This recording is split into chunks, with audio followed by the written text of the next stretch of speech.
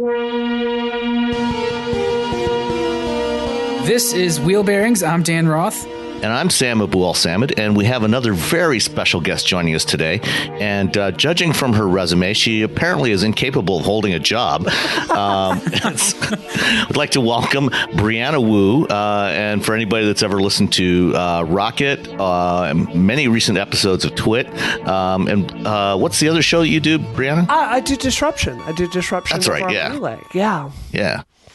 So, welcome. Yeah, it's an honor to be here. I am so happy to talk about cars. You know, people that really love cars and get cars, it's hard to meet each other these days. You know what I mean? Like everything, it feels like, the generation is coming up after us. They don't think about this stuff as much as I do.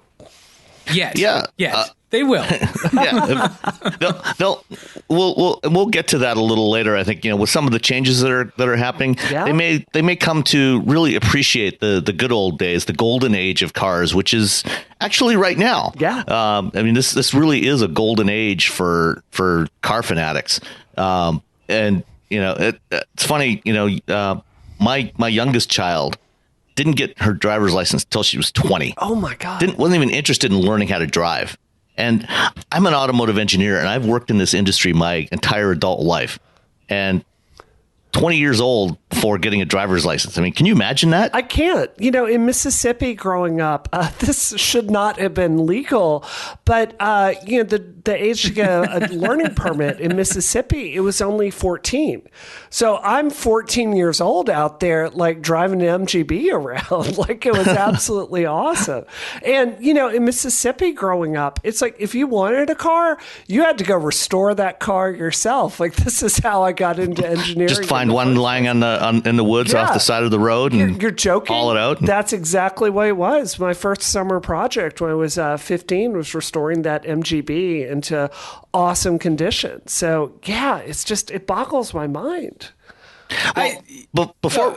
Go ahead, Dan. I was just going to say, I think that opportunity is still going to exist, but the flip side is there's going to be a lot more electronic troubleshooting and repair that goes along with it. The mechanical stuff is still there, and it still takes finesse to, know how to put the bolts in right, and how everything fits together.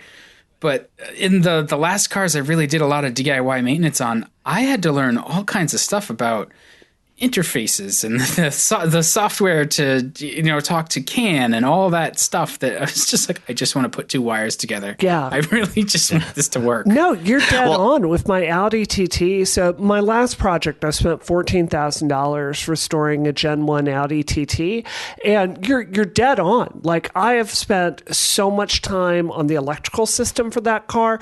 And I tell you, like I'm reasonably good at cryptography and like trying to get Audi to communicate and to register the changes I'm making, that was nearly beyond my skill level. So yeah, I'm right there with you.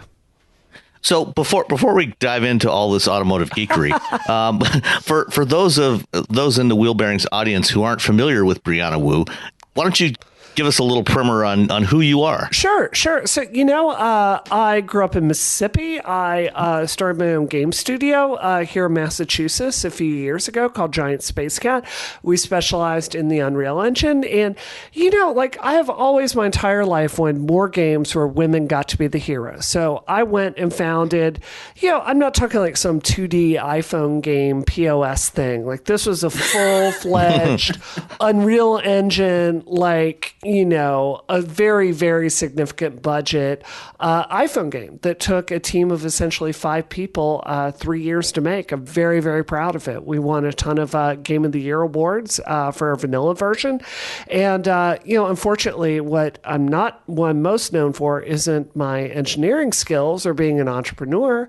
It is Gamergate. I was one of the women that was primarily targeted by the alt-right during Gamergate. There's not really a great way to have a Law and Order episode made about you.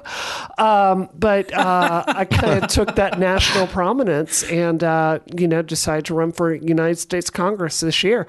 You look at the people leading us and you don't know how you could do any worse. So that's, we use that term leading very loosely. Yes. Yeah, let's keep it to cars. I'm Yes. sure we could have a very fascinating discussion about this. Yes. We will keep it apolitical, but that's yeah. No, that's I mean what I'm known for.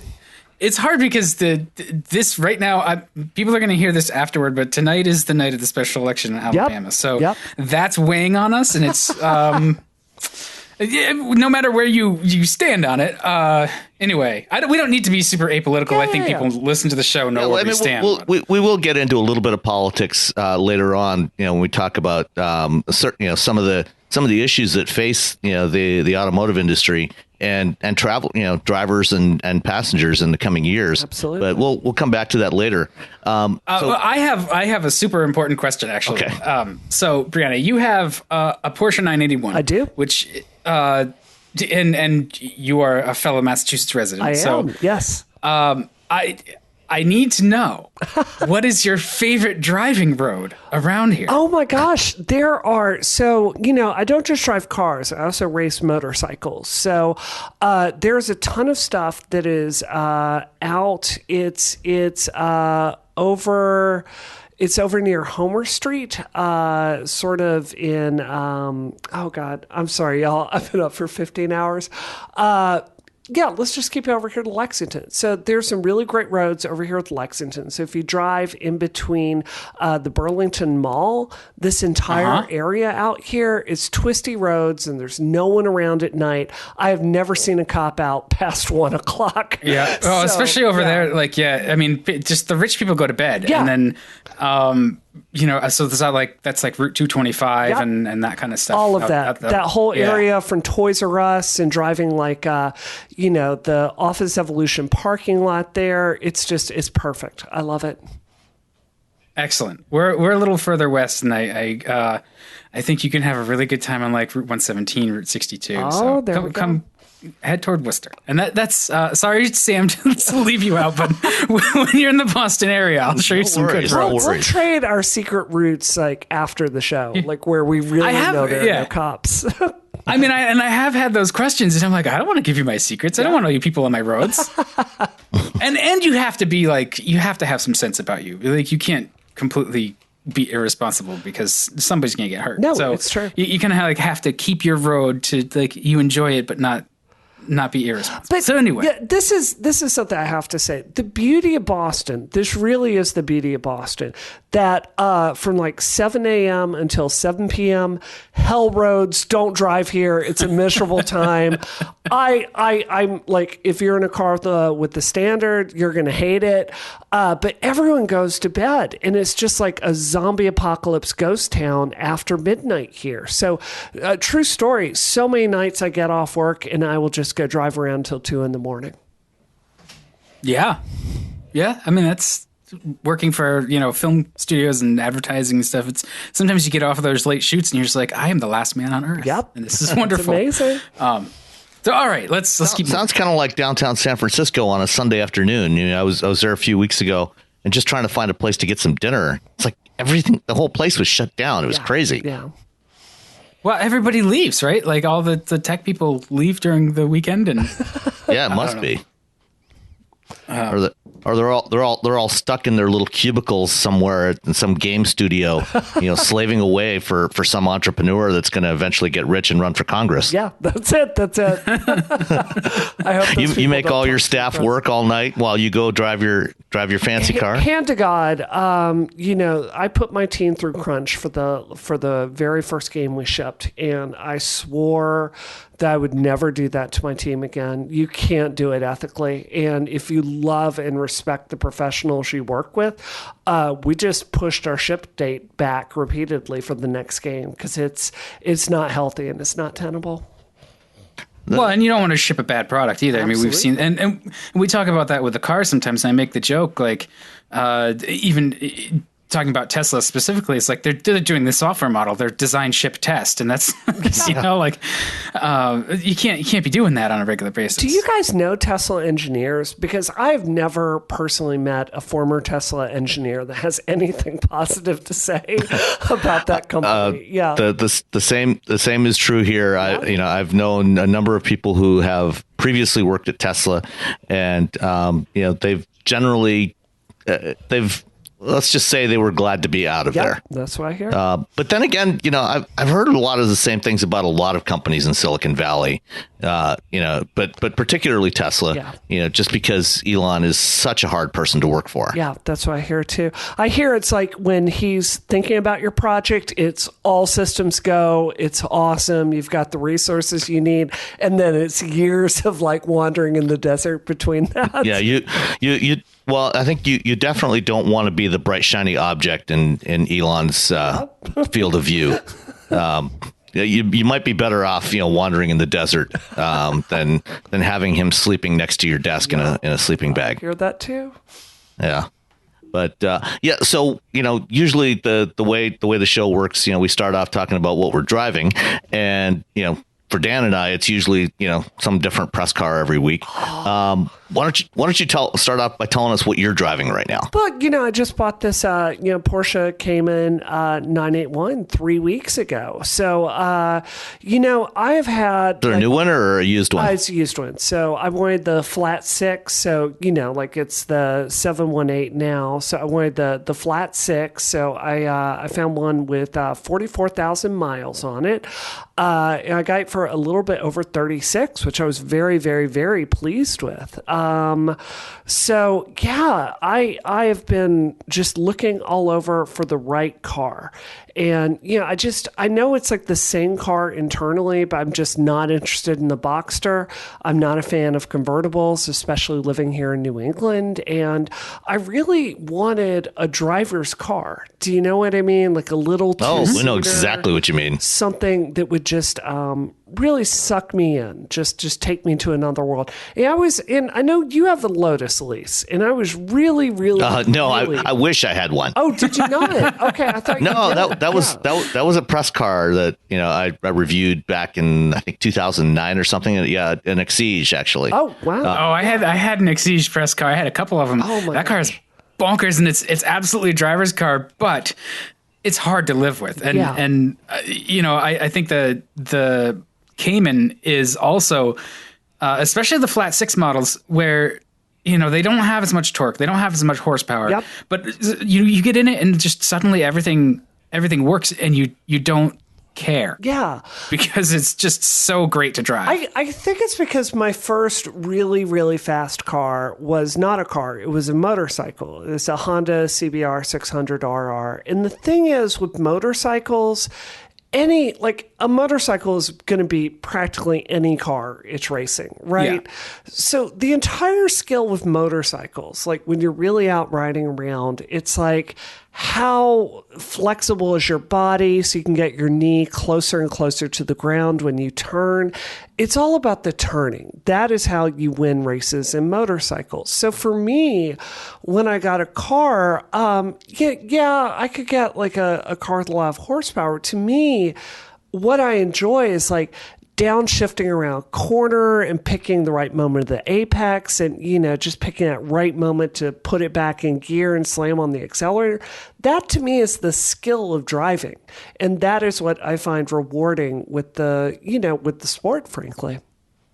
Yeah, and I mean that's one of the reasons why I drive a 27-year-old Miata. Yeah. Because I can, because one of the things with modern cars is that they tend to have such high levels of performance that when you get into an environment where you can really exercise them, they're amazing. You get them on a track, they're just fantastic.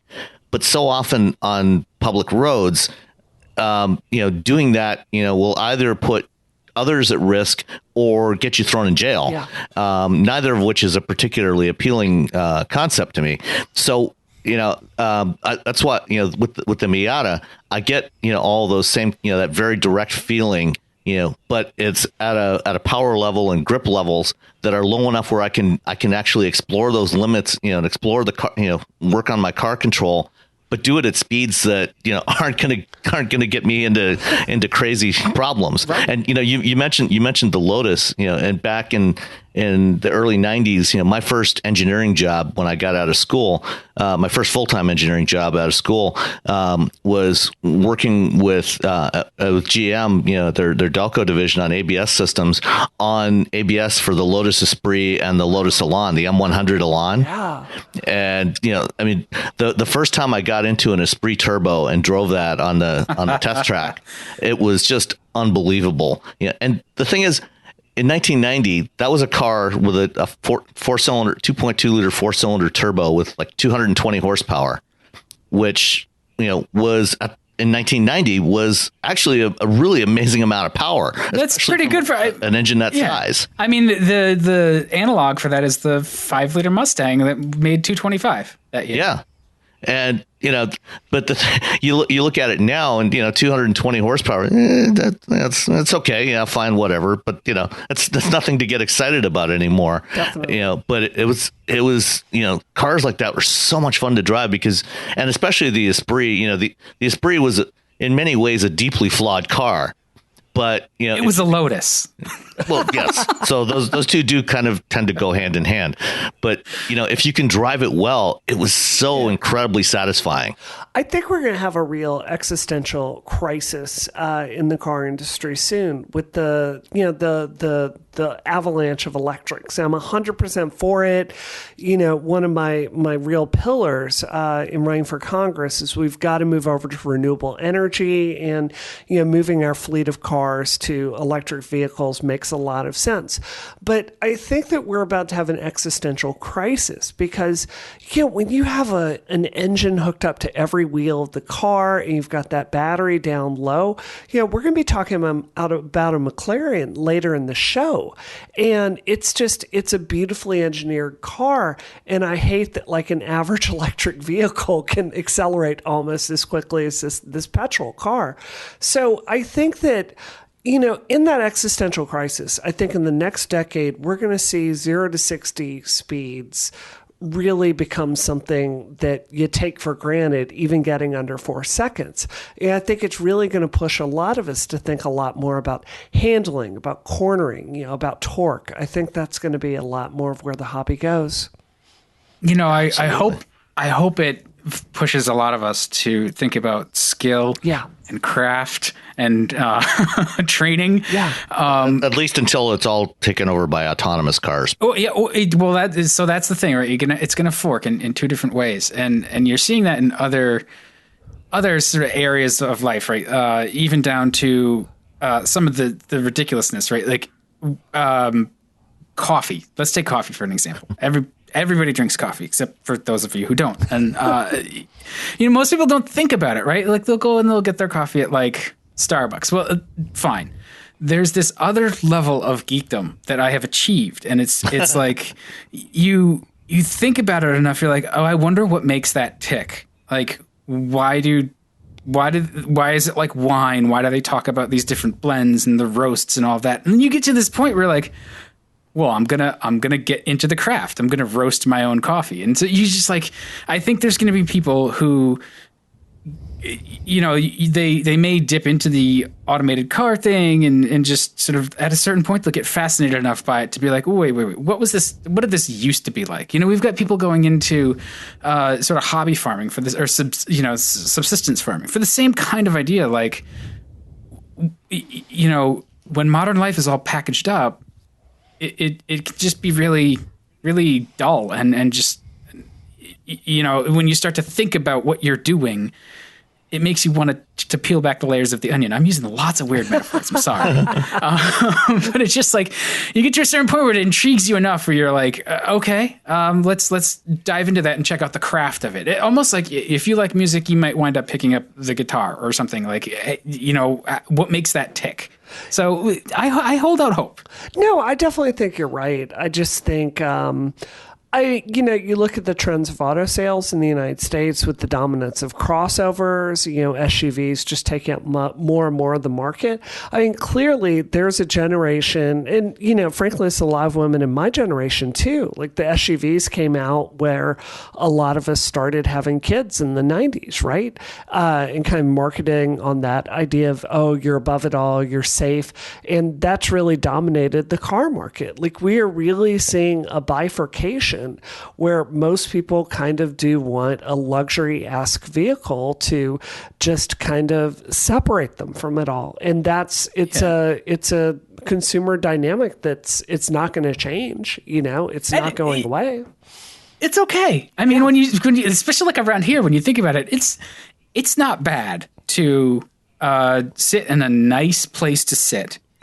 When you've got to grind through most traffic. People, the act of commuting to work is such an incredibly unpleasant experience anyway. I mean, you're stuck in stop and go traffic. It's not an environment where you actually want to drive anyway. Right. It's not when you're going 10 miles an hour. I mean, does it matter?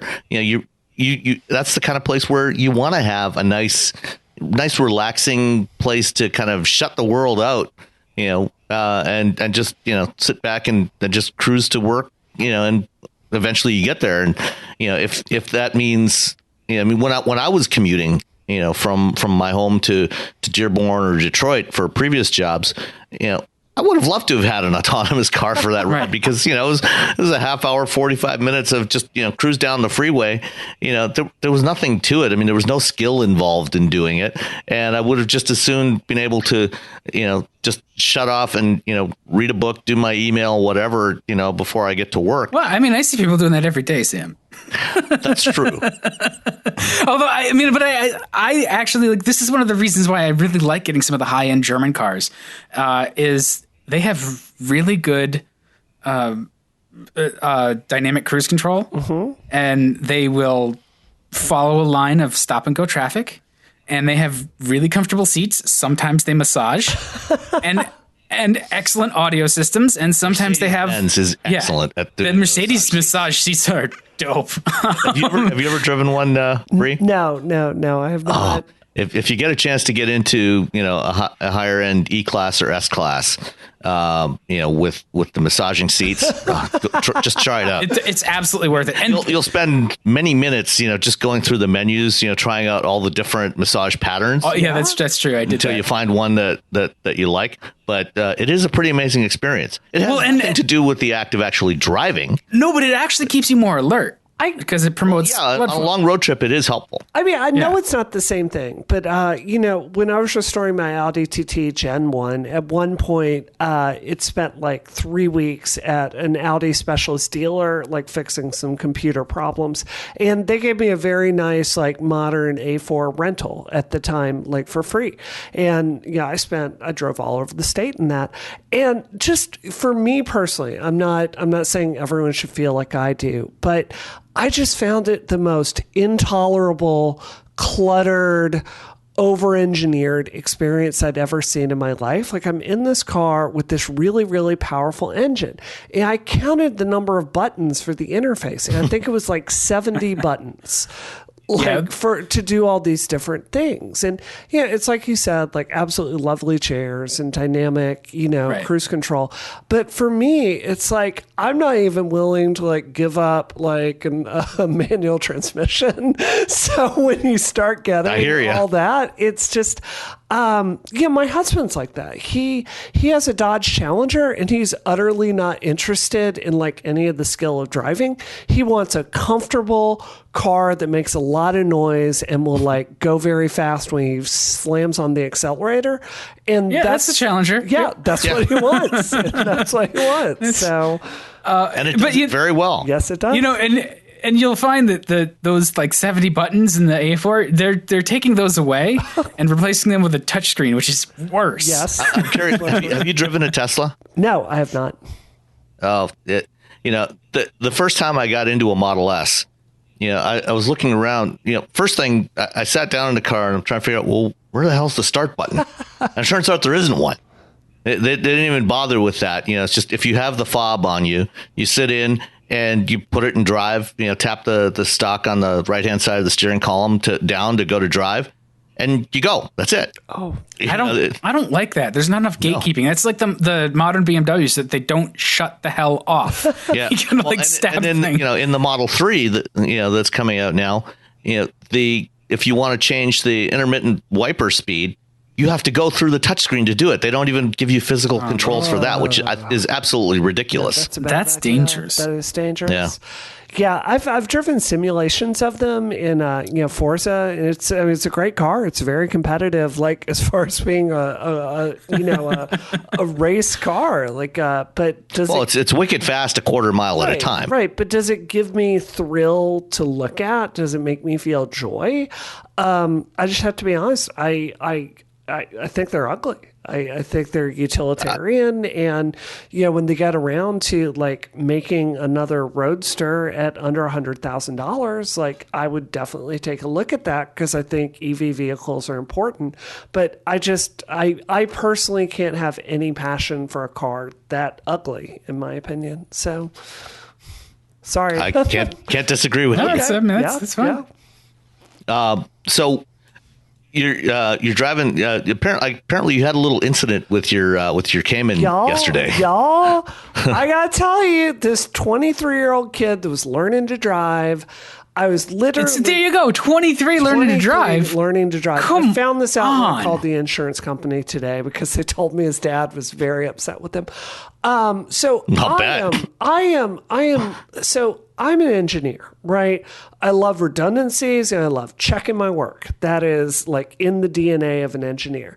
So I bought this car from a dealer, and, because it's very hard to find Caymans. It's not a very popular car, unfortunately, or at least the, flat six, revision of it, Gen 2 Cayman. So I got this and I started looking into the records of my Cayman, and I'm like, well, they told me they did the 40,000 mile service, and it says this here, but where can I actually find records showing that they changed out the engine filters and the spark plugs and did it all? And I looked into it and found out they had completely lied to me. Whoever had owned this car before me has basically just been doing oil changes. So I took the car to a really big specialist here in Boston. Wait. You're supposed to change the oil in an engine? Yes, you are. That's all. It wasn't done with the oil it had. Right. No, they oh God, they had really blown it on this. So I took it to a specialist. And I left my 40,000 mile service, and I'm like, yes, clean bill of health. This car is in excellent shape. I can just have it wonderful from here on out, and I'm going to treat this car like a princess. And this 23-year-old famous last words smacks into the back of my car and we're going to get the estimate, but I'm going to guess it's about $10,000 of damage. So what I saw from the picture was one of the rear light clusters. Yep. And the bumper cover was scuffed. Was there any other damage to any of the valance panels or the quarter panels? Up underneath it, the entire shield underneath it is cracked and broken with pieces of it off. And the spoiler will not go up or down currently. So it's that's an expensive assembly. Yeah, it's all of that. So hopefully we'll see how that goes. I was pretty upset about that. Well, you know what? Now it's over though. You've christened it officially. Yes. Once it's had its blemish. Now it's mine. Now you can fix it and move on. Now it's mine. Yeah. Can I tell you guys you're the two people in my life that can understand this. So I got this car. It's got the base audio system in it with Bose. And I want to tell anyone out there, if you're thinking about getting a Porsche with the base audio system without CarPlay built in, don't make the same mistake I did and go, oh, well, I'll figure it out after the fact. I have never seen anything in my life that is as hard as upgrading the stereo in a Porsche. So you've got the base system, and then the PCM, which is Porsche's outdated, terrible navigation system. If you want to get that put in after the fact, their official thing, which sucks, it's $4,000. And then if you start looking at going aftermarket, then I've got to swap out my Bose amplifier and do deep surgery on the car to swap out a fiber optic amplifier, which sucks. So, well, I mean, hey, no highs and lows. It must be Bose. Yeah, no, that's it. Sorry. It sounds terrible. It sounds absolutely horrible. So do not And, make this yeah. mistake. Right, but I should say that, like, as much as I throw grenades at Bose, I've applied to jobs there many times. You want to make them better. Yeah. I mean, they have amazing people and they do have great technology, but I just don't like the way their stuff sounds. Moving on. Yes. I have a lot of opinions about Bose. We can just continue to just ignore them. Well, I will say trying to get something to interface with the Bose system in a Porsche will cost me an additional $3,000 on top of my $4,000 stereo. So it's a mess. Y'all want to talk about the McLaren? Well, before we do that, Yes. let's talk a little bit about the cars that Dan and I are driving this week. Let's do it.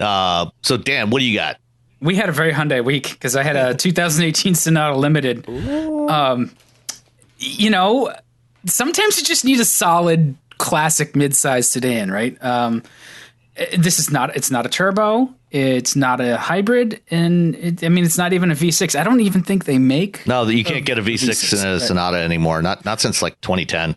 Yeah. But it's a really good car. It's comfy. It's roomy. It's so competent. It's kind of boring, bland, and that's not to damn it with faint praise. Although I guess it does. Like it is totally sort of like car as appliance, right? You get in, you hit the button, it does its thing, but it's a really well thought out car in this class. When you consider the competition, it's against the Fusion, the Accord, the Camry. I mean, this is like the toughest segment of cars where people are still buying cars. Everything is good. And for years, the Sonata was this player that had a lot of features. Maybe it was, a little bit bigger. It was a little bit, nicer equipped on paper, but the driving experience didn't quite hold up. That's not the case anymore. I think it actually drives really well. And it's just, it's a solid car. And when everybody's gone to CVTs, Hyundai has their own 6-speed automatic that's pretty good and smooth and gets out of its own way. It has this one had the 2.4 liter, I think. Yeah. 4-cylinder, which is plenty of power. I mean, there's nothing to complain about here. And in limited trim, it has, leather seats. It has a moonroof, the dynamic cruise control, heated steering wheel, heated seats, ventilated seats, nav, the whole Hyundai suite of infotainment, which is pretty good. All told, it rings up at like $32,000. Wow. Yeah, and that's. I was astounded. I was like, this has to be a $40,000 car. Yeah, I was watching videos of it before this. I mean, they've really brought the quality of Hyundais up since the last time I've looked at them. Yeah. I mean, over the last 7 or 8 years, Hyundais and Kias have become really impressive cars. And I like them a lot. I mean, they're for the most part, they're not terribly exciting, as you said, but they work, and they're generally a really good value.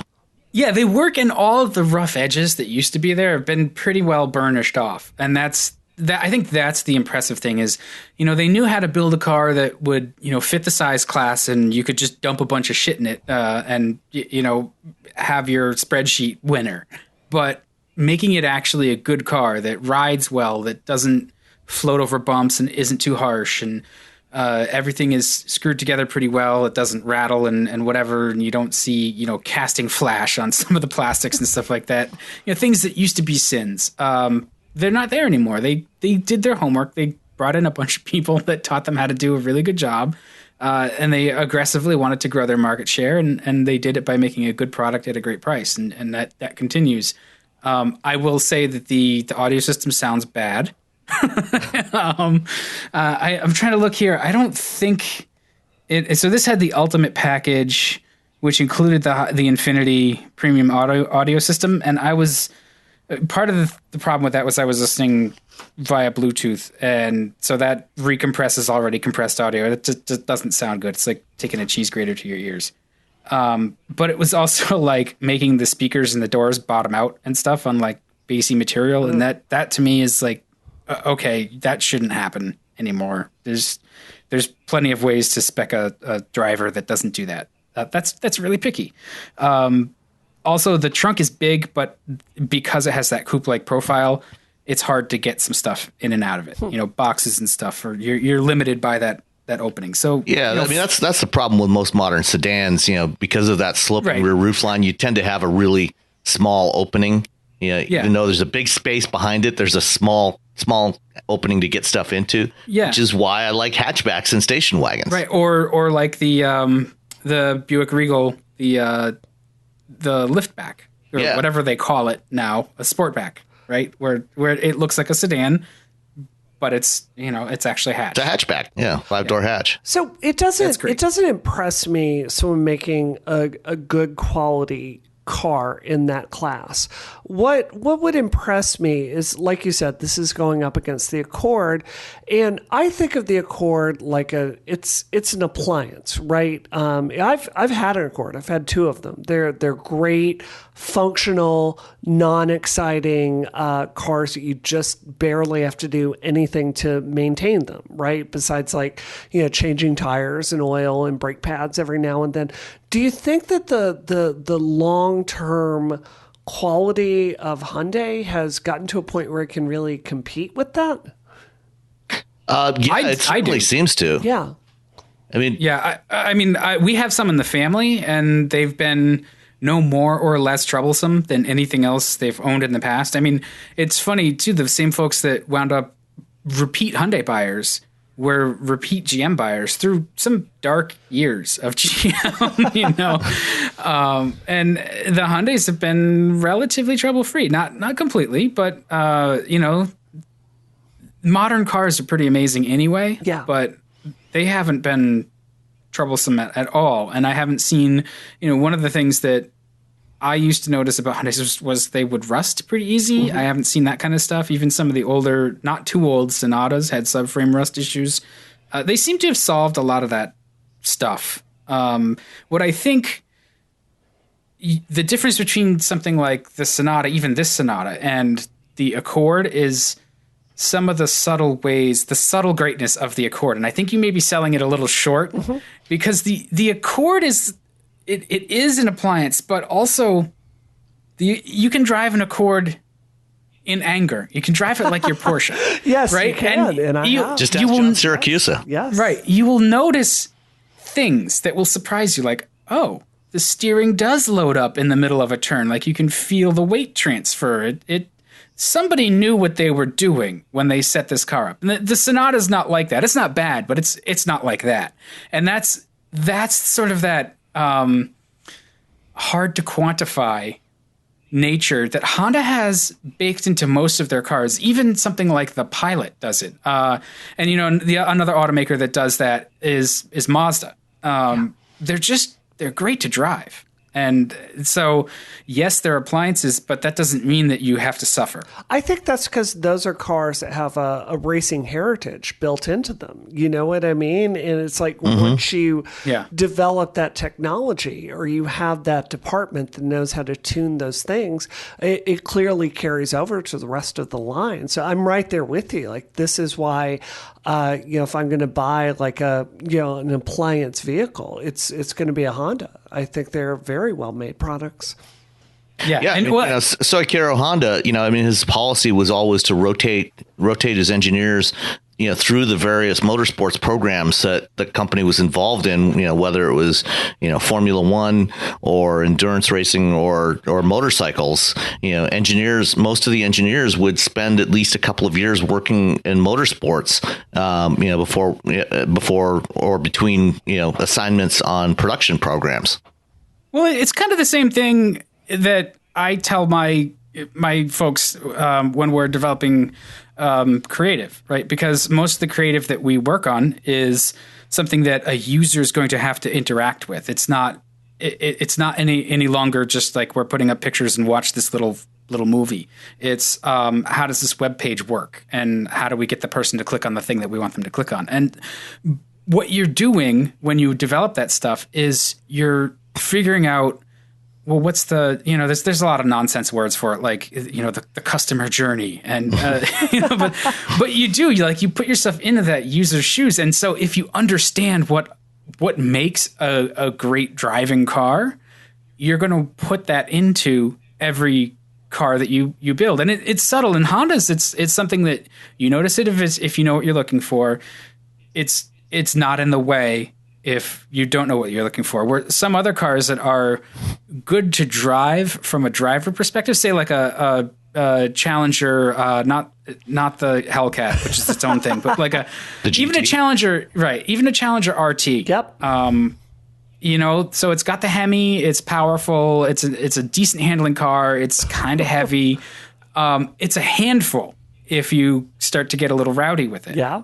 That's not the same. It's good in its own right, but that's a car that sort of lets you know, like, hey, watch it. Whereas the Accord's just like, all right, cool. No, you're dead on. Like my husband's Challenger, you got that body roll. If you're doing something ridiculous, like going, in a 30-degree turn at 40 miles an hour, like you're gonna. And I love the Challenger. Don't get me wrong, I love that car. But yeah. Yeah. So Sam, you were also in a Hyundai product, although it has no Hyundai badging. That's right. I'm in the latest edition of the G80, the G80 Sport, which as of last year, we've talked about before. Genesis was launched in 2009-ish as Hyundai's luxury model. It was the Hyundai Genesis, and they had the sedan and the coupe. And last year they split off Genesis into a brand of its own. Genesis, is to Hyundai as Lexus is to Toyota and Infiniti to Nissan. And, they've added the sport model to the G80, which is kind of the modern the newer incarnation of the original Genesis sedan. And it's really good. I like it a lot. It's a 4-door, upper mid-size sedan. It's really, it's in the BMW 5 Series class. So it's huge and heavy. It's big and it's heavy, but it's compared to where a 5 Series was 20 years ago, yes, it's huge. Yeah. This thing was so big that when I looked at it, I'm like, wow, those are really tiny wheels on it. Like I thought they were on the G80. Yeah, I thought they were 17-inch wheels, and no, it's like 19-inch wheels. The rest of the car is just so huge. It tricked me. But when you see it in person, I mean, it's really nicely proportioned. It's got that sloping, that coupe like profile. But it's got a fairly long hood, and photos don't really do it justice. It actually looks really. It's got a really nice stance to it. If what you're looking for is a big, comfy sedan that also has pretty decent performance. The Sport. Has all-wheel drive, and it's got a 3.3-liter turbo V6 with 365 horsepower and 376 foot-pounds of torque. And, compared to the V8, you can still get the 5-liter V8 in a G80, which is a perfectly lovely engine. I love that. That Tau V8 is fantastic. Isn't that perfectly lovely? It is more powerful, 420 horsepower compared to 365. But it's actually got just barely more torque than the V6 at 383. But the V6 has that low end torque, whereas the V8, for a V8 you expect it to feel stronger down low, but in fact, its torque peak comes at 5,000 RPM. Which, I have nothing against, peakier engines, but it's also really nice to have something that really pulls hard from down low. And this V6 is really nicely executed. And compared to the 5 Series, you recently drove the 530i, Dan. So how busy and kind of cluttered modern BMW interiors have become. This one is much cleaner. It's really nice materials, but it doesn't, it doesn't have nearly as many buttons as what you'll find in a typical German sedan. Well, I mean, you've driven the G80, you know what it's like. I think it's well laid out. It's well organized. It's roomy. And with the snow we had yesterday, it does, with all-wheel drive, it does really well in the snow as well. But yeah. It's funny you were talking earlier about how nice it is to use adaptive cruise control when you're running in traffic, and this one again, I mean, I've had this experience on numerous occasions before, and this is not something that's unique to this car, but driving back from an event in Detroit yesterday with Mary Barra, the CEO of GM. Not that I was driving with her, but I was going to say, wait, would you give her give her a lift? Or? No. There was a Automotive Press Association meeting, and she was. They were doing a fireside chat with her, with Michelle Krebs from Cox Automotive.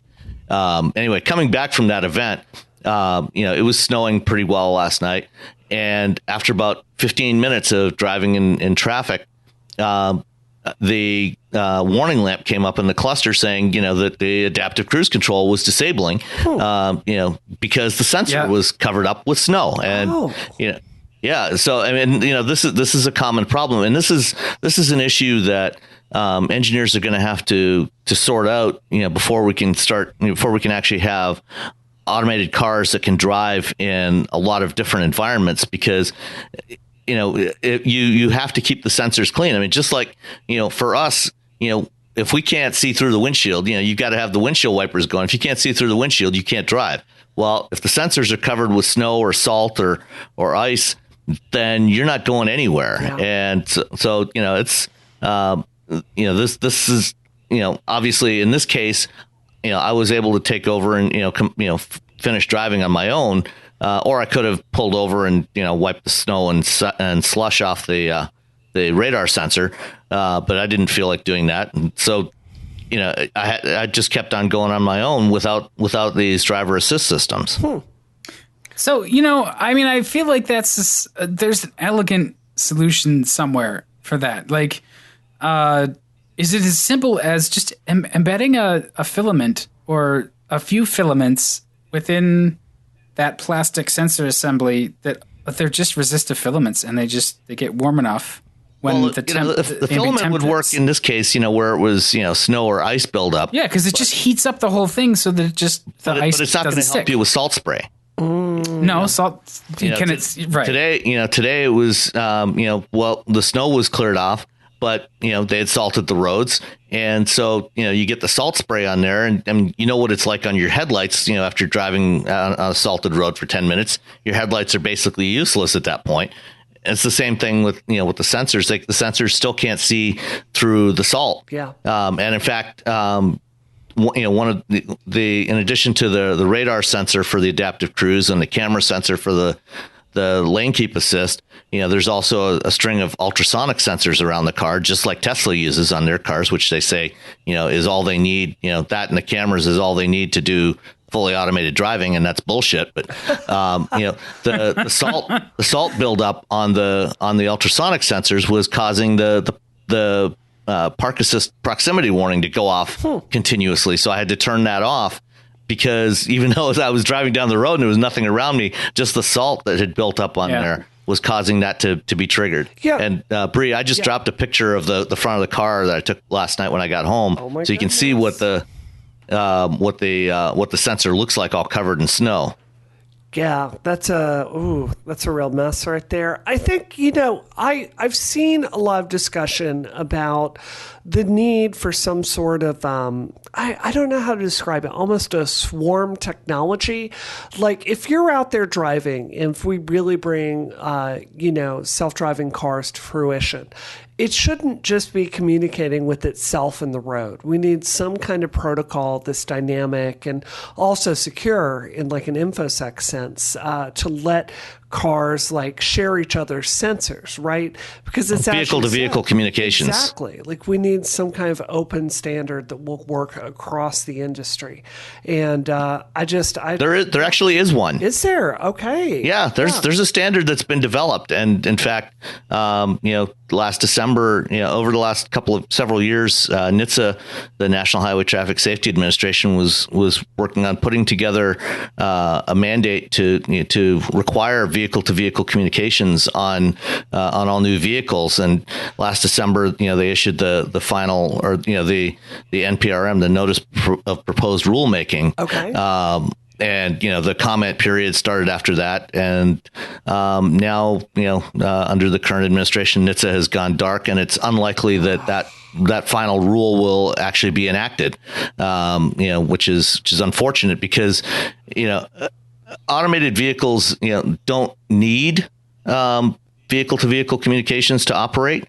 I mean, they need to be able to operate, in isolation, just with the sensors and what they can see around the vehicle. Sure. But, V2V communications can extend the reach of the sensors. I mean, the sensors can see, your long range radar and LiDAR can see out about 250 meters, but they're limited to line of sight. Yeah. So if there's a truck in front of you, the sensors can't see what's on the other side of that truck.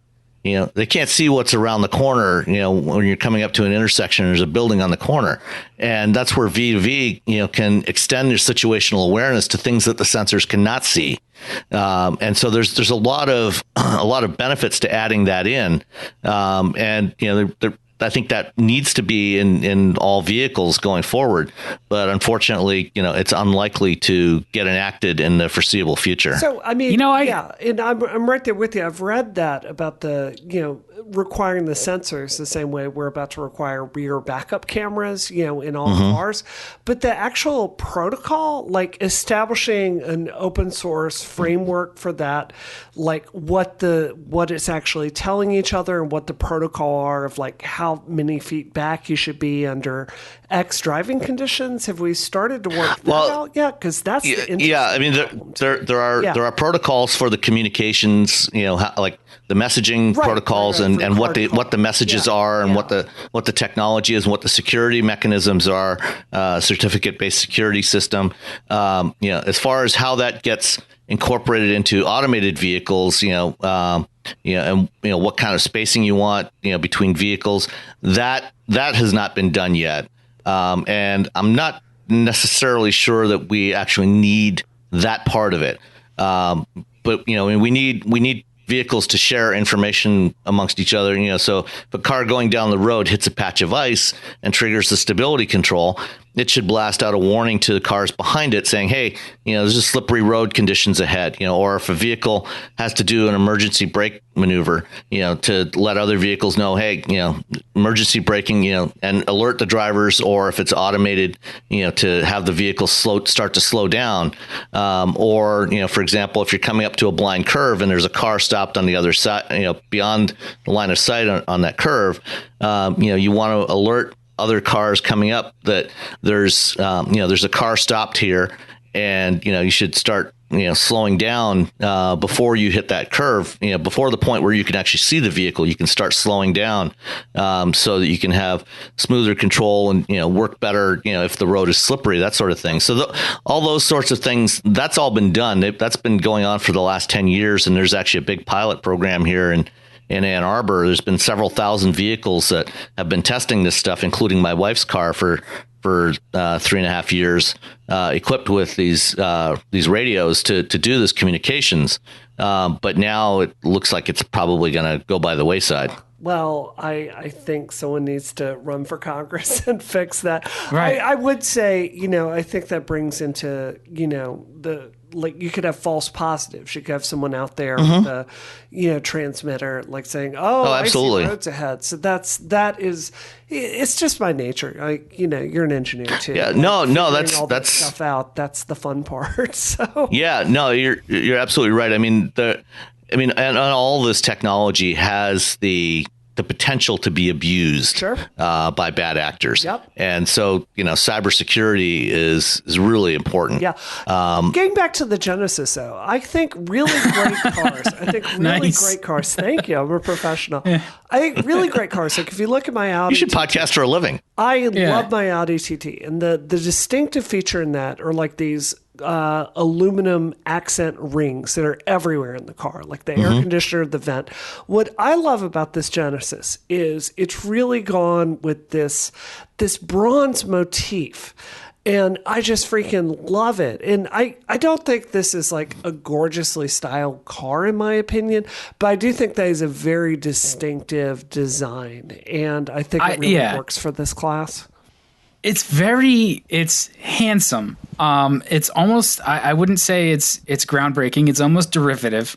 But when you see the evolution of the original Genesis, back when it was Hyundai branded, and now to the Genesis G80, G90, they're finding their feet in terms of making a car that it's got those classically beautiful cues, the sculpting in the side, the just the proportions. It's a good looking car. If it also sometimes you can catch it looking like one of those like insurance company anonymous cars that are in there. It's like it's been debadged with Photoshop and you don't know what it is.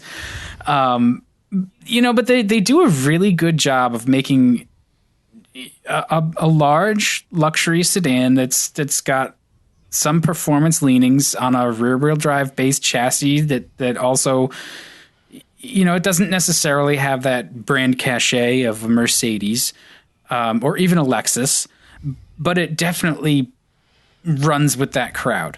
And you know what else? This car cost $57,000. Right, and that's what I was going to say that's how they pitched it. When they introduced the second generation Genesis, which is this car, they made it a point to say, it's not for those people who really want a BMW but can't afford it. Like, no, it's not necessarily the striver car. Like, there may be some of that, but it's more like the person who's had those cars. Like, they've done that, and they want the experience without the hassle. Because, you went through it, Brianna, with the, restoring an Audi. And, if you were to own a BMW or a Mercedes, like at a certain point, they're lovely cars. But at a certain point, the high end stuff turns into a sort of a ticking time bomb. Yeah. So if you accept that and you go, you know what, I'm just going to get something that's just as comfortable, just as well equipped, drives pretty much just as well, until you really start to push it, or if you get into sort of the really rare, models like an M5 or something like that, that's kind of rarefied air. And I'm going to save a boatload of money, and I'm just going to trade it in 4 or 5 years anyway.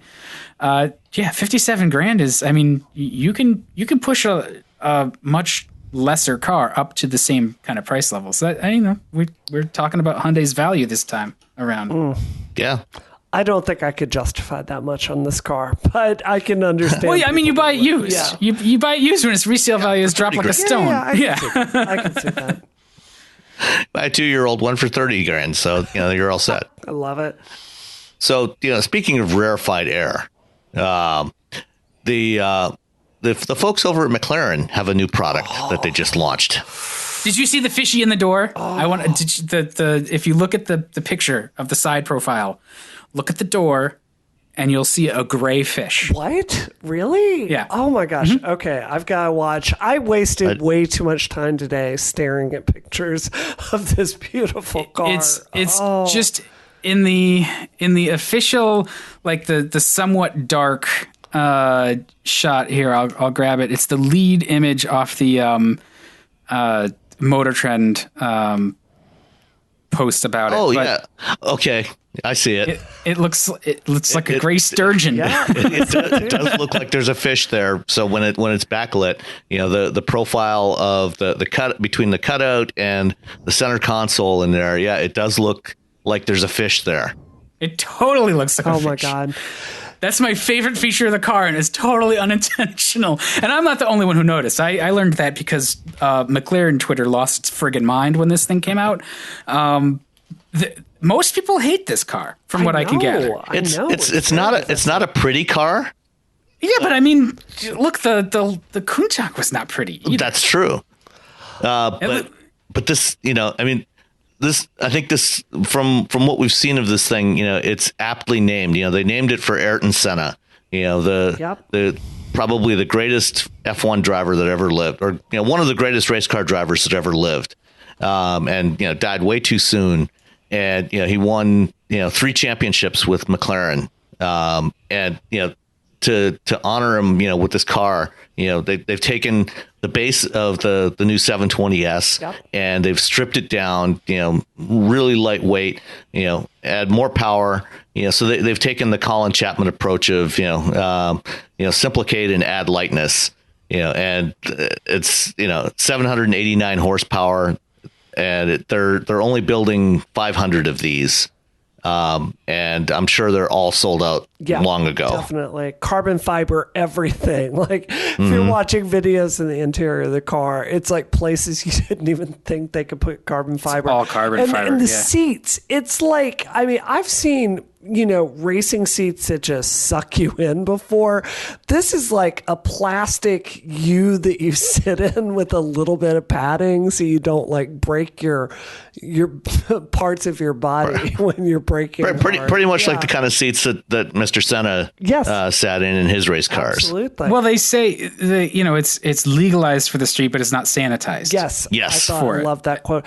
So this is what I love about the design of this car. If you look at a car like a Ferrari 488. That is a car where a designer sat down in AutoCAD and made an utterly gorgeous shape, like just a perfect shape, and everything came from there. What I like about this McLaren is it's the opposite of that. Everything in this car, like the form serves the function of what it's going to be. So it's got like these huge, unbelievably ugly like air scoops for the engine, right?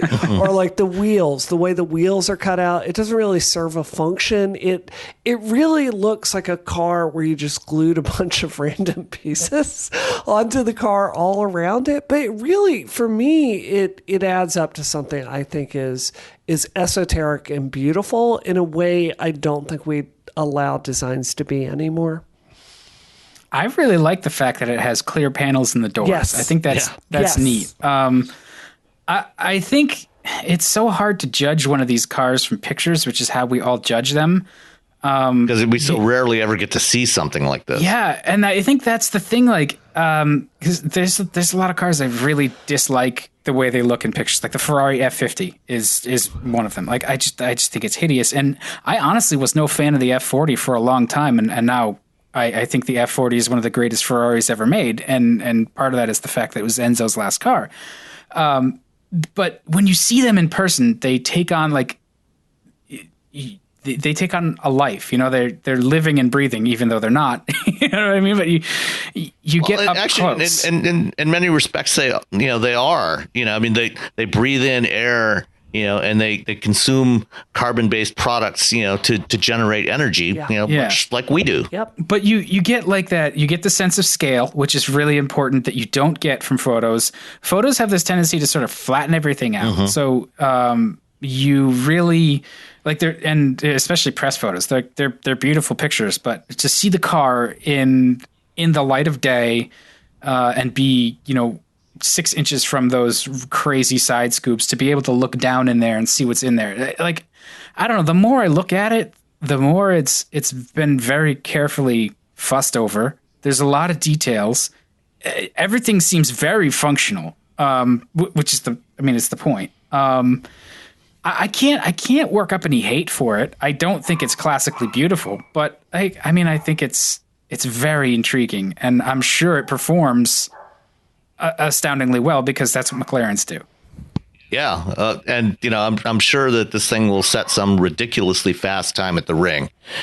Probably getting under 640 or something. Maybe even 630. Who knows? For me, the worst aspect, the thing that I dislike the most about it, is it has a damn screen in it.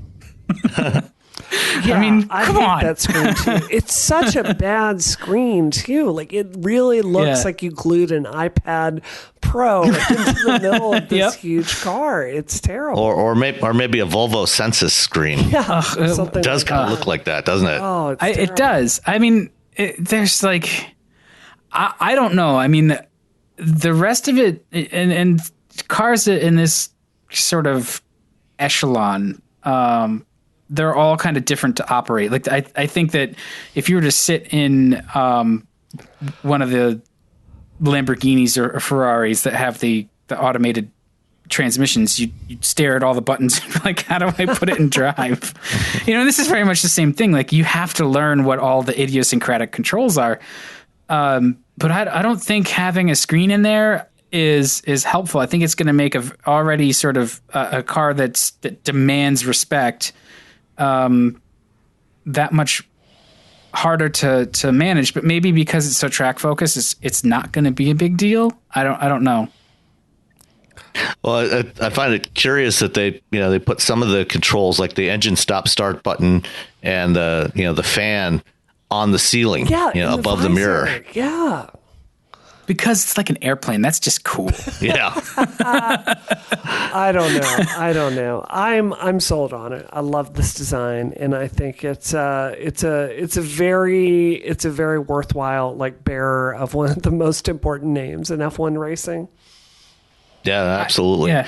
And it's only $1 million. I mean, Yeah. oh, Piece of cake. It's only going to appreciate, right? So it's $1 million now. It's what a bargain. the F1 was $1 million, 20 odd years ago. And, now they're going for 10, 13, $14 million at the most recent auctions. The F1 is one of those cars like that. That's one of those cars that gets stored away in your memory banks. Like that is like the F1, the Miura, same kind of thing. Like, those are just icons to me as a car enthusiast. And another story about how old I am. Back in 1993, we were the company I was working for at that time. We were doing some development work at Myra in England, which is a track north of Birmingham in England. And it's where a lot of the British car makers go to do their testing. And McLaren was doing the development work on the F1 at the time. And, about 3 or 4 times a week, we'd see them come out there with one of the prototypes, and seeing this thing running around the track there, before it was in full production. It was just amazing. And I got to one day, walking up to the control tower to sign in before heading out to the track. It was parked there with the engine cover open, and you just see all this gold foil lining the engine compartment, to radiate the heat away. Oh, it was just amazing. Oh, that sounds beautiful. Yeah. Oh my gosh.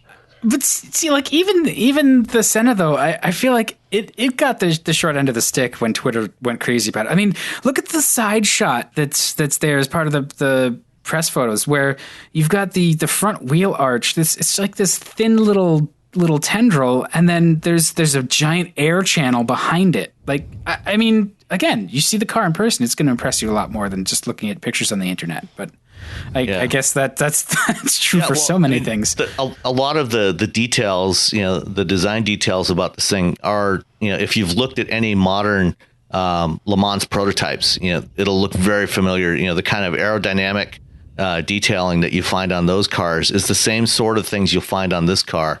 With those big openings behind the wheel wells, to channel that air through.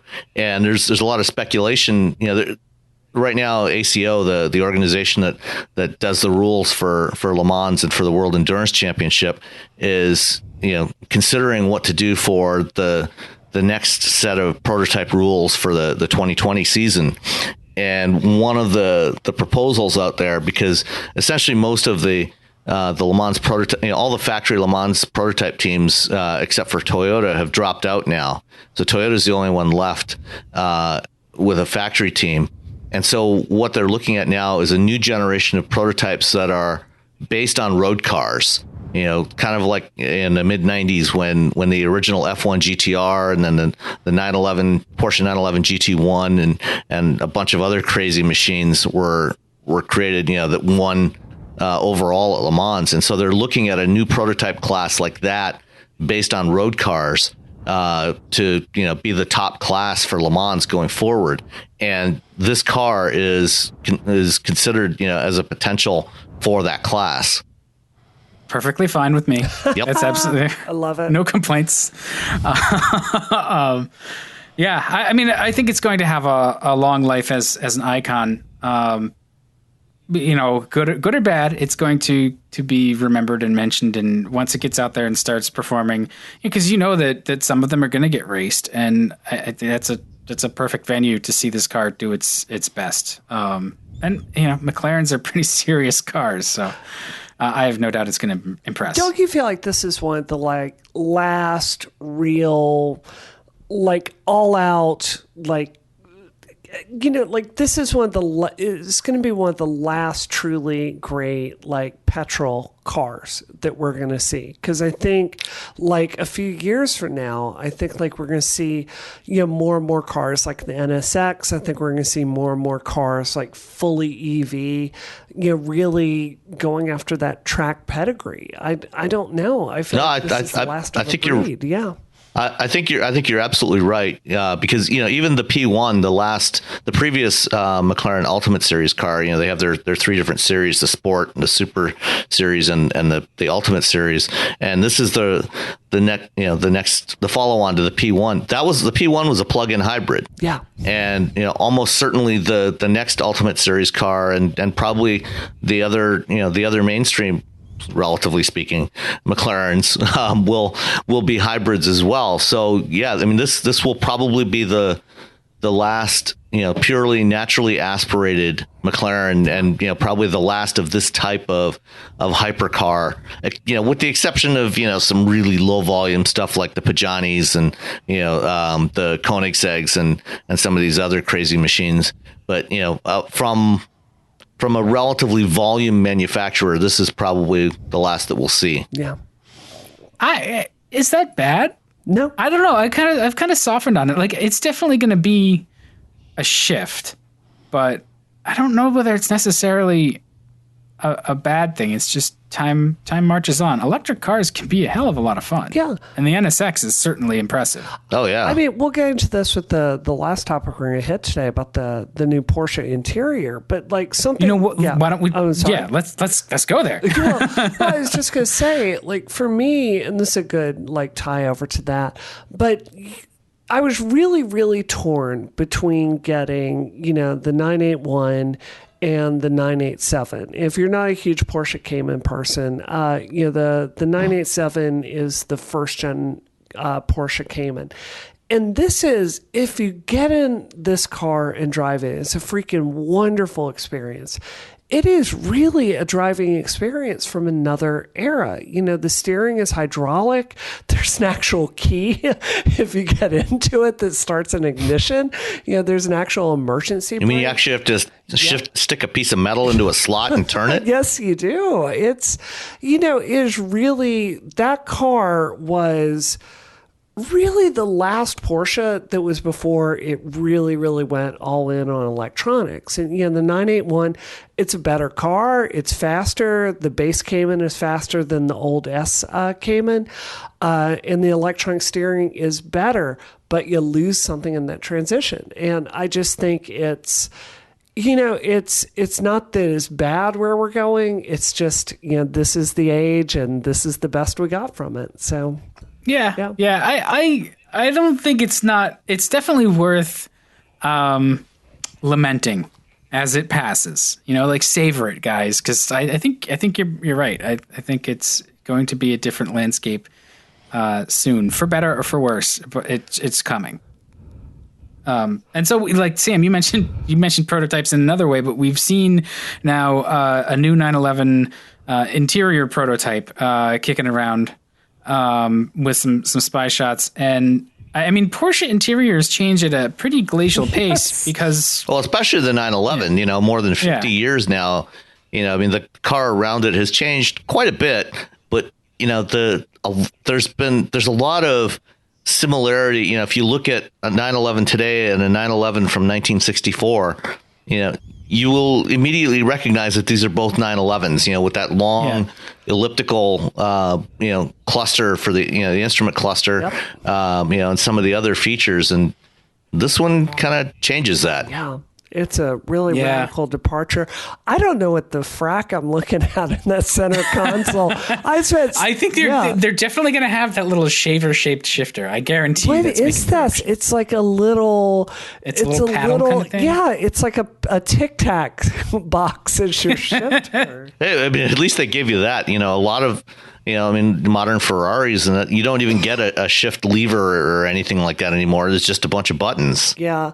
I mean, I know there are some 911s that really just they're excellent cars, like the GT versions. But I am one of the people that thinks the 911 has gotten too big. It's really become more of a luxury car. And I know they, put that amazing engine tech in the back of it, and they managed to get the performance to come out. But I think overall, in my opinion, the 911 is not a car I pine for the way I did 911s in the 90s and Nils. Yeah. And I look at this interior and I'm willing to give it a shot, but I guess I'm just kind of a dinosaur that I'm very skeptical about the value of touchscreen everything, and especially in a car like a Porsche. Like, physical instrumentation has a purpose. You can identify everything without taking your eye off the road. And seeing Porsche go all in on this, I'll give it a chance, but I'm not sold. Well, I think if I'm Porsche too, like the wonderful thing about Porsche buyers is they will pay more for less. Yes. Such as the Boxster Spider. Yep. 911R. Yep. Right. They'll charge you more to take stuff out. And then if you want to add like a couple things back in, like if you decide like, okay, I want the lightweight car. Yes. I don't need the fancy like power seats, but it would be nice to have a radio and air conditioning. Okay, fine. Or at least air conditioning. Right. We'll charge you a lot extra to put crappy versions of that back in the car. Like, they're brilliant. This is the company that brought you the most over-engineered cup holder in the world. Like, of course, yes. I mean, Porsche has clearly perfected the art of extracting money from rich people. Yes.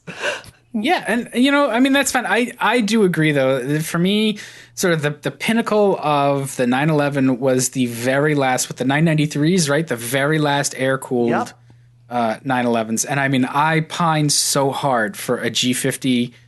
Super Carrera from, like 78 to 85, 86. I mean, that's the iconic 911. Yeah. That car doesn't exist anymore. Yeah.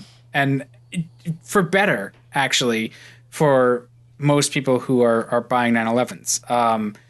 They almost died a couple of times. Multiple times. Yeah, and this car almost killed them to the point where they had to evolve. And, the first generation of water-cooled 911s now is the bargain for now.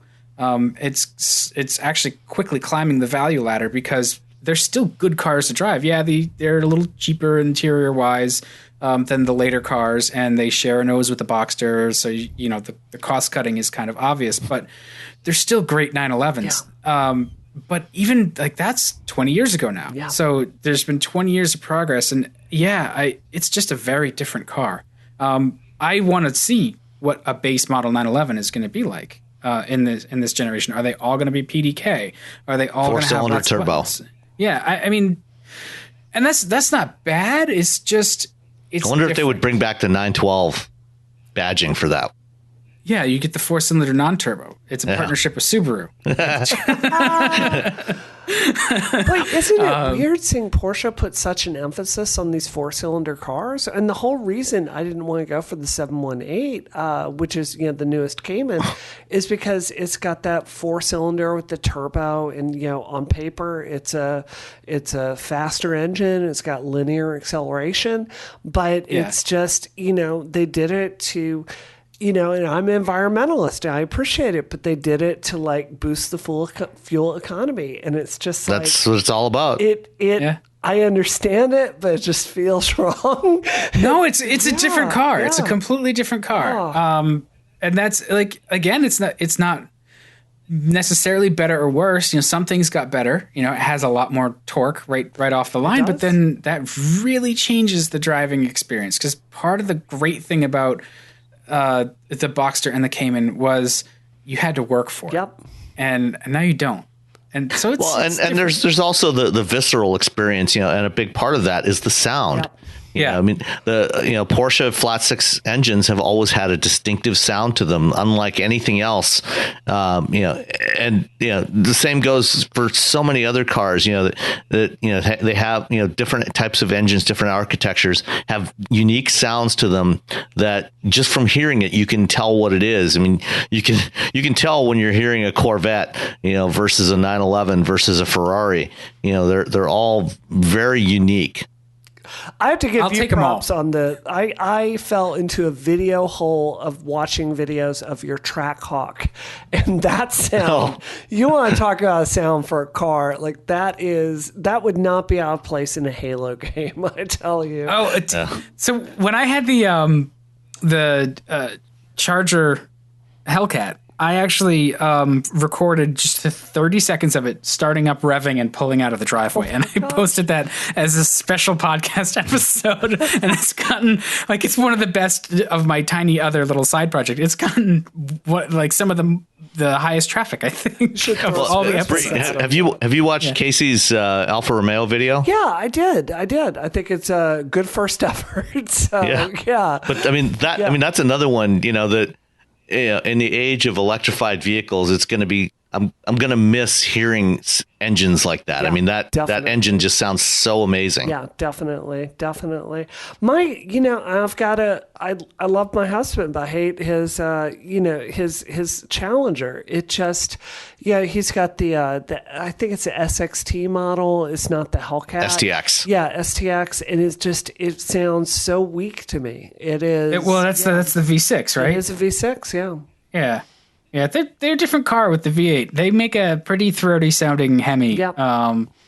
But he has all the joys of the Challenger with none of the feeding of the V8. Can I tell you, I gotta tell you all this story. This is so true. So I was doing a radio interview here in Boston, and somebody that's a really big president at our NPR station, he's interviewing me, and we're doing it. It's going very well. We're talking about the economy, all of this. And he looks outside, and the guy that's the president of NPR sees my husband's car where he's picking me up. He goes, "That looks like the kind of car a meth dealer would drive, a crystal meth dealer." Wait. Who was this that said that? This was somebody, he's the president of WBUR here in Massachusetts, which is an NPR affiliate. So, and then the funny thing is, I looked it up later. So that's Charlie Kravitz. Right? Walter White did have one for a time. That's exactly what I got for his son. So, I'm like, that is my husband's car. I can't believe it. Well, I mean, you should have just played it up. Be like, what do you know?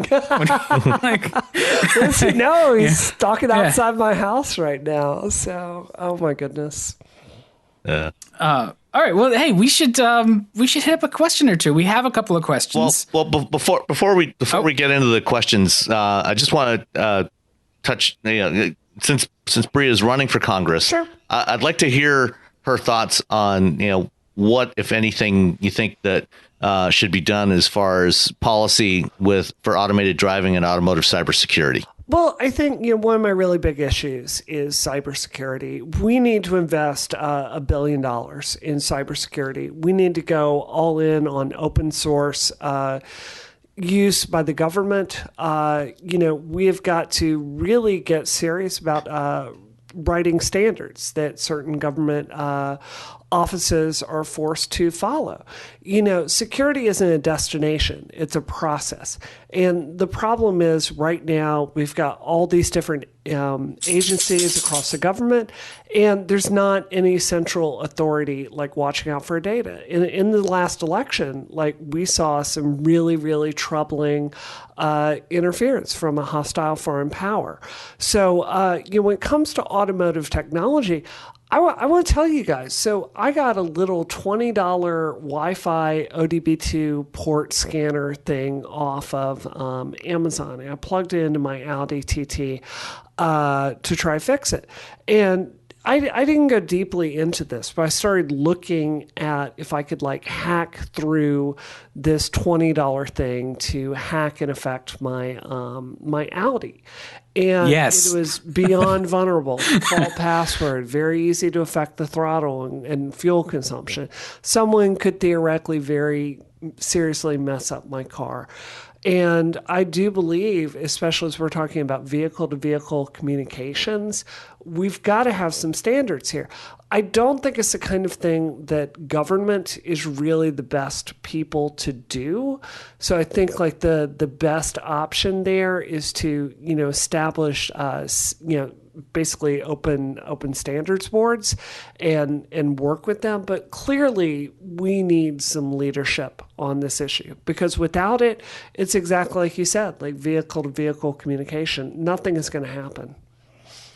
Yeah. Well, go ahead, Dan. I was just, as we do more of this stuff, one of the things that's always bugged me is there are other places on the globe that also think about this kind of stuff, and they sort of, to a certain degree, have a lead on some of it. A lot of the technology that we're talking about deploying here is already out in the field, or is being it's further down the testing path in other countries, and it would be great to accept that and just like we don't need, even when you back up to stuff like crash standards and there's a long list of federal motor vehicle safety standards. I understand that like we're not going to go in and guns blazing with a congressional seat from Massachusetts change everything. I get it.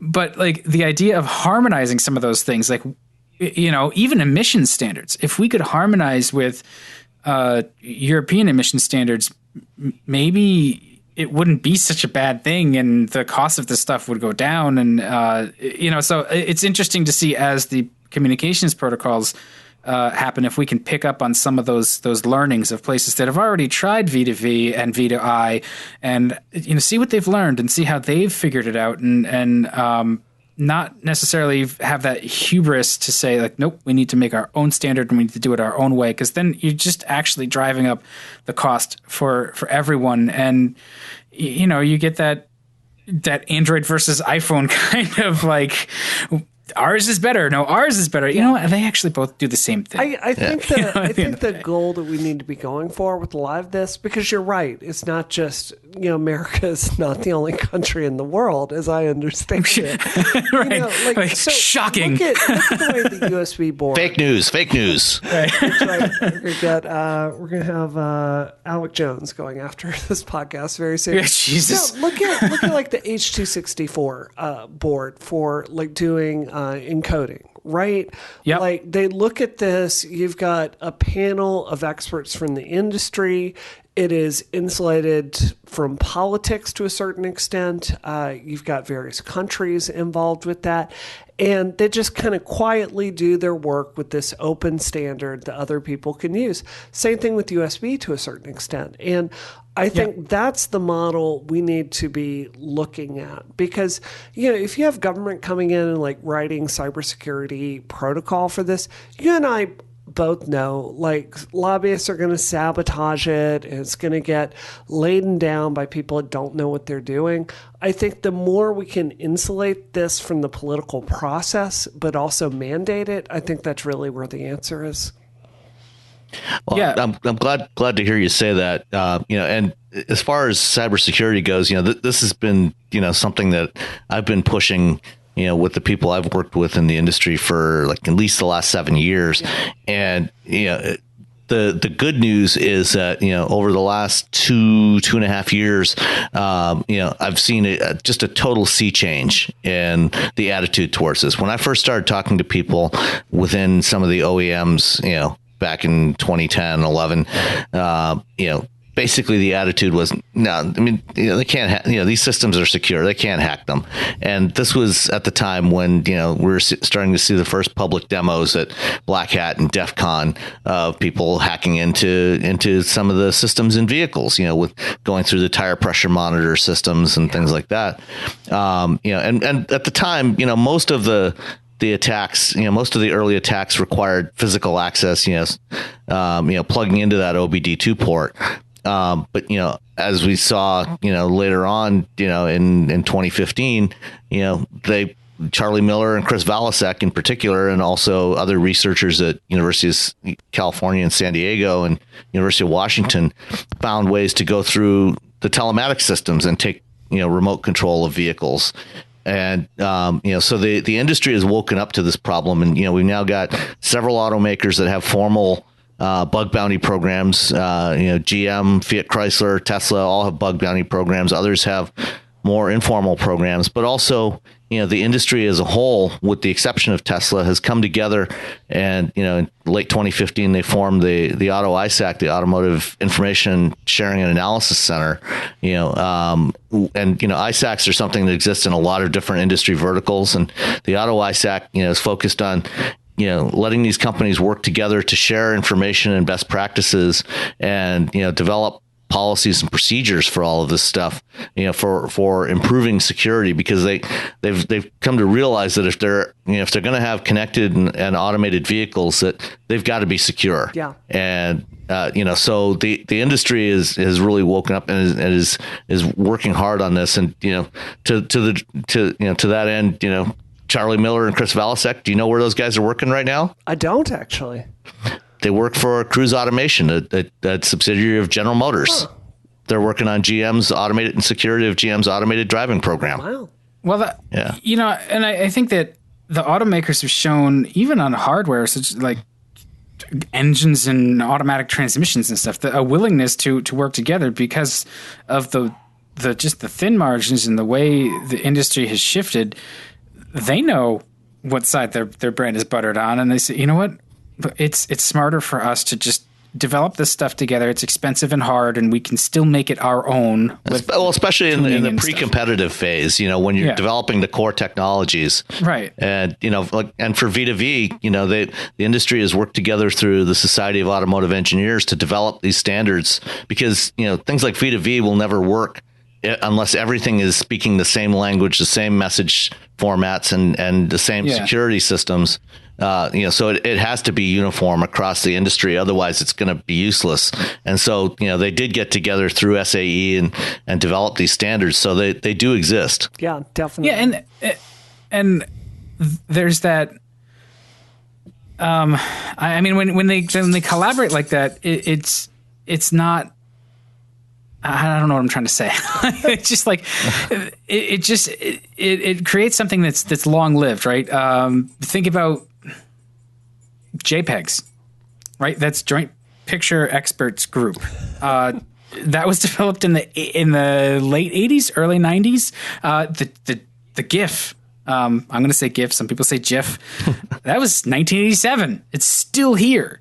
So when you have groups that sort of come together and define a standard, and then everybody can work within that standard, even automotively with OBD2, that wasn't necessarily automakers developing it, but it has become a standard, and there's still room for sort of customized pockets within OBD2, where you have the specific codes and different tuning interfaces and stuff. So I don't know. I'm encouraged, and I think that the security of autonomous vehicles, especially since they're all going to be web connected, they're all going to have like a 4G connection in them.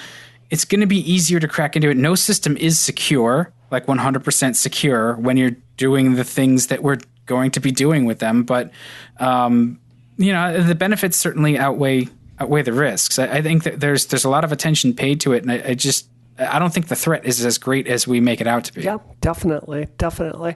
So I hope I can say this, but it's 11:43, and I've got to head to bed very soon. All right. We keeping you up to it? Yes. Well, I've got a meeting in the morning. So can we wrap this on up? Yeah, absolutely. Thank you so much for joining us, Bree.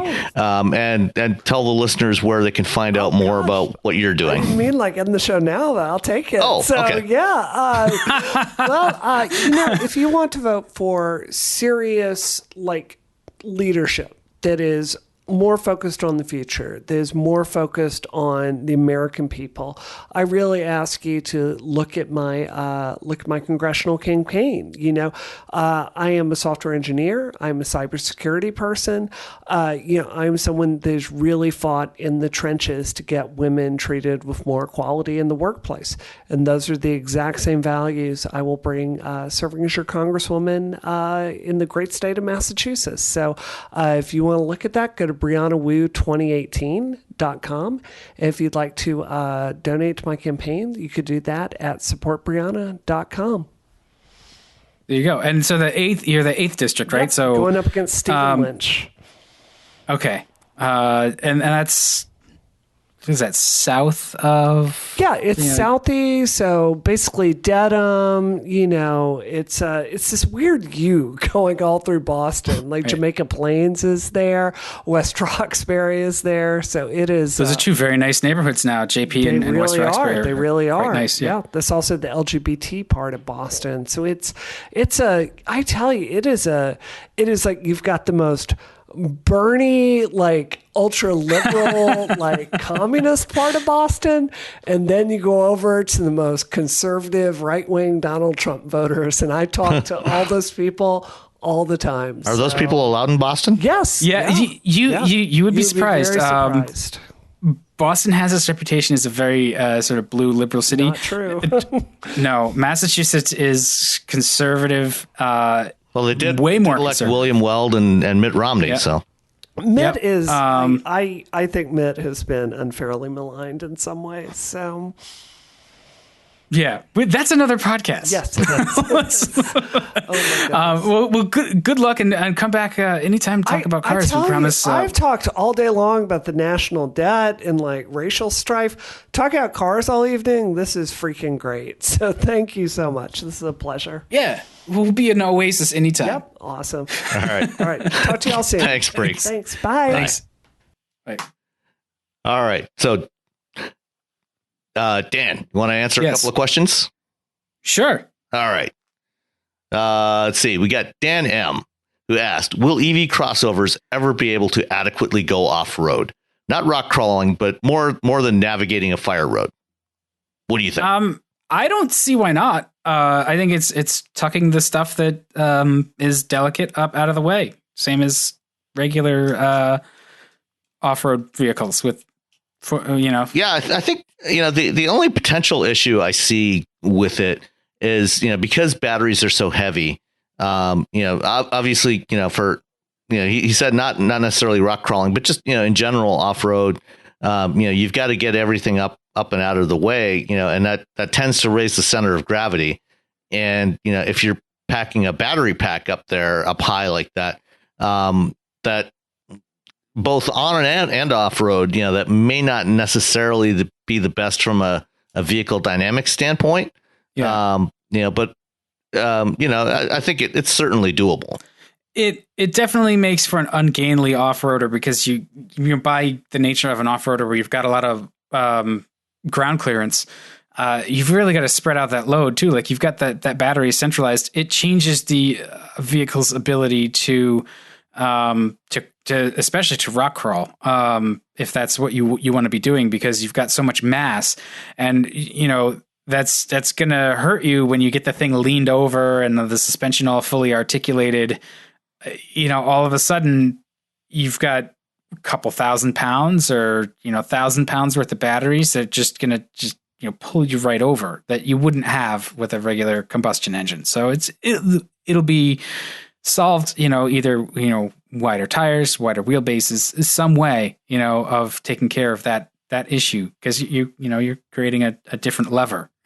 Yeah. I mean, what we may actually, we'll probably actually see fairly soon, how realistic this is, because recently we had the launch of Bollinger Motors with their all electric SUV, and it's got the battery pack kind of slung up into the floor pan, and this thing it looks like a serious off-roader.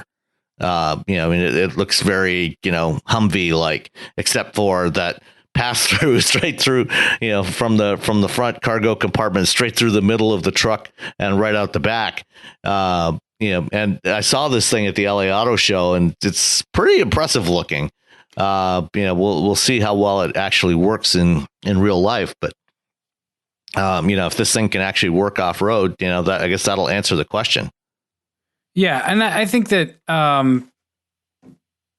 you're gonna see off-roaders that are electric powered at a certain point, and I think that we're talking about the extremes. We're saying like, yeah, just a soft roader that goes on a dirt path, and then we're talking about rock crawling. There's a lot of space in between those two extremes that, the electric vehicles are going to proliferate if we keep going at the rate we're going, and it may even accelerate. And so, somebody's going to come up with something that goes off road and has electric propulsion and gets you stranded out in the woods where you need a very long extension cord.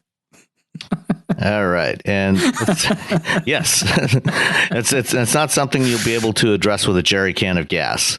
No. Okay. So, we did get another question via Twitter that's actually okay. we should email it to Brianna and see if we can get her to just weigh in for next week. But let me load up. I'm loading up the Twitters now as the internet is nice and slow. But it was almost, it's a policy question. Let me see where it is here. Well, we also had a question about let's see, is from Mark Martinet asking about his fiance and he are looking at cars and wanted to ask, am I crazy?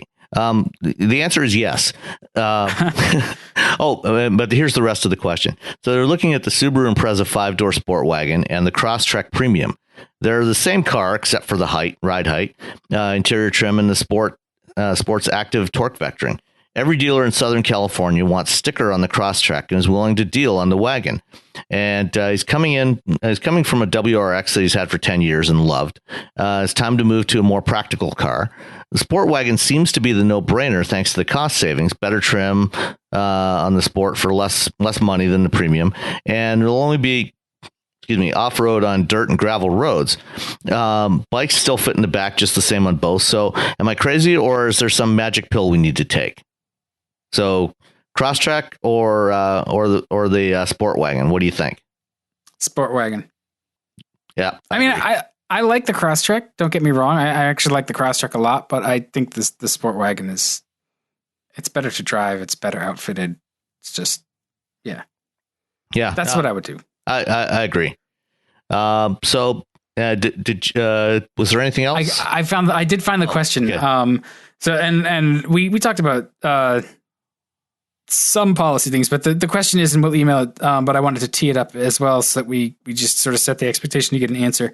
As a potential member of Congress, how does the government plan funding for electric infrastructure upgrades for the fossil energy to be replaced by electricity for transportation? That's a huge gap now. And I think that is something that we're going to need to tackle.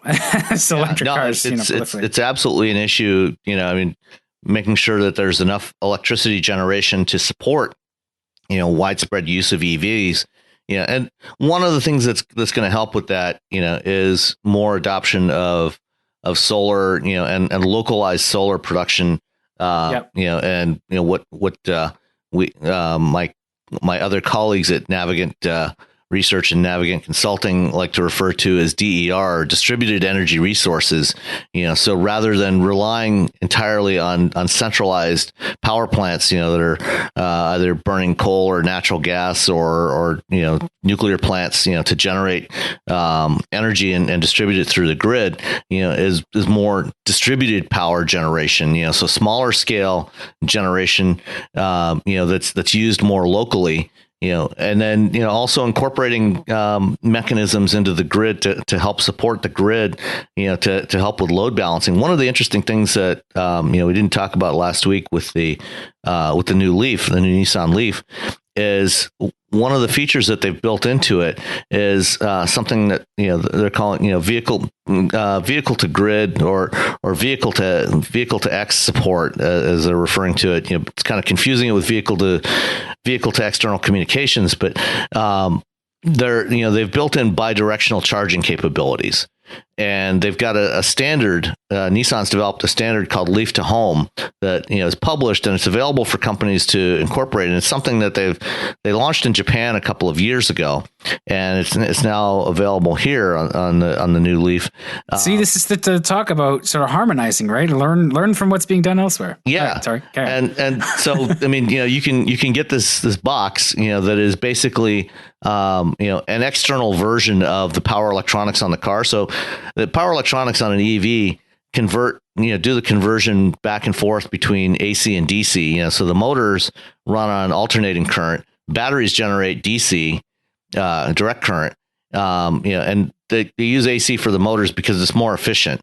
And so the power electronics in the car do that switching back and forth. So it's basically a giant inverter and that switches it back, when you're doing regenerative braking.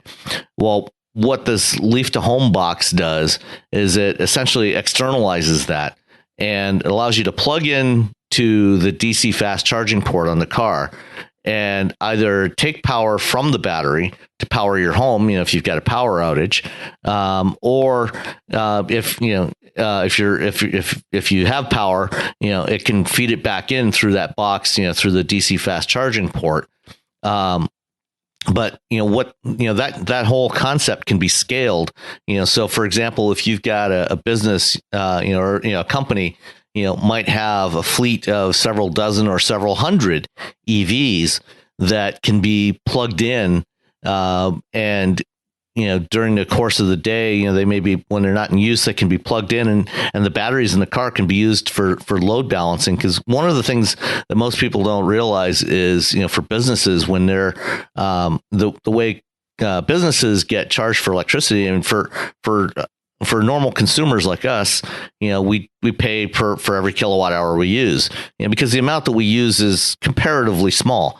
But for a business that might have much higher power demands, they get charged based on a formula that's a mix of their total power usage, but also on their peak loads. So if there's certain times of the day when their power needs spike, they get charged way more for that. But if they had a bunch of EVs plugged into their local microgrid, for their campus or something like that, when there's a peak in demand for power, they can pull some power from the cars instead of pulling it from the grid, from the larger grid. And that can dramatically reduce their energy costs. And it can also help reduce the load on the overall grid. So, things like this are starting to become a reality now. And that's going to help a lot with reducing the overall load on the grid. Yeah. I mean, all that kind of stuff is, that needs some standardization too, and it sounds like they've worked a bunch of that stuff out. It gets a little hinky when you're sort of backfeeding the grid, right? And that's one of the things. Like the grid likes stability, right? And so when you're putting too much into it, then you're causing an issue too. So just having everything, the metering set up to say like, okay, we're sending X amount up, so dial back by X amount over there. Like it needs to be smarter. It's just kind of I hear people sort of bag on the power industry and say like, well, it's a very old technology and was designed for the 19th century. That's not true. But it's definitely not to the point where everybody's meter is a smart meter and able to share that load and spread it out. But I think if we want to be clever about it, there's a lot of ways for the grid to just support EVs, especially when they charge. I mean, you could do something simple, just like solar with hydroelectric storage, right? So just when the solar's not being consumed, it's pumping water from low to high. And then that's a good point. I mean, that's simple. You set up a pond and a pump, and it just like it's elegant. And certainly it's not perpetual motion. Like there's definitely losses. It's not the best solution, but it's a solution. Yeah, no, and I mean that's especially when you have a power source, like the sun that is not continuous load. When you're running a gas or coal fired power plant, or a nuclear plant, you get a continuous flow of electricity out of that. As long as you keep it fueled, it's going to generate power. But the sun doesn't work that way. The wind doesn't work that way. So you have to have some energy storage to balance it out. And there's a lot of interesting ways that you could do that. Depending on where you are, and you're gonna have different solutions in different places depending on what works. I mean, the hydro solution that you just described will work in some locations, not perhaps not in other places. Other places you may want to use batteries or something else. So yeah, or even just compressed air. So there's a lot of ways. So anyway. Yep. I think we should follow Brianna's lead and get out of here after almost 2 hours of podcasting. I think it's time to give everybody a break. All right, sounds like a plan. And we'll see you all next week. All right, thanks. All right, bye.